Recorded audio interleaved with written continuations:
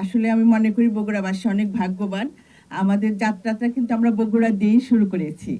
আমরা আমরা চাচ্ছি এখানে আন্তর্জাতিক মানের বিমানবন্দর হোক এবং এই উত্তরাঞ্চলের দিকে কোনো বিমানবন্দর নেই, আন্তর্জাতিক বিমানবন্দর নেই। সেইটার জন্য বিশেষ করে বগুড়াটাকে গুরুত্ব দেওয়া হচ্ছে।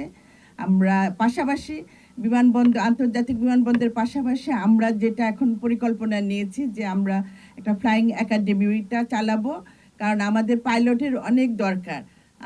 এই পাইলট আমরা নিজেরাই এখানে বাংলাদেশে ট্রেনিং দিয়ে তাদের প্রশিক্ষণ করে তাদের উপযুক্ত পাইলট বানানোর চেষ্টা, এই পরিকল্পনাটাও আমাদের আছে।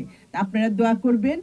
আমরা মাননীয় প্রধানমন্ত্রী জনাব তারেক রহমানের নির্দেশে আমরা যে দায়িত্ব পেয়েছি সেটার জন্য আমরা বিশ্বাস এবং আস্থার মাধ্যমে সমাপ্ত করতে পারি। এই দোয়াটা আপনারা করবেন। ধন্যবাদ সকলকে।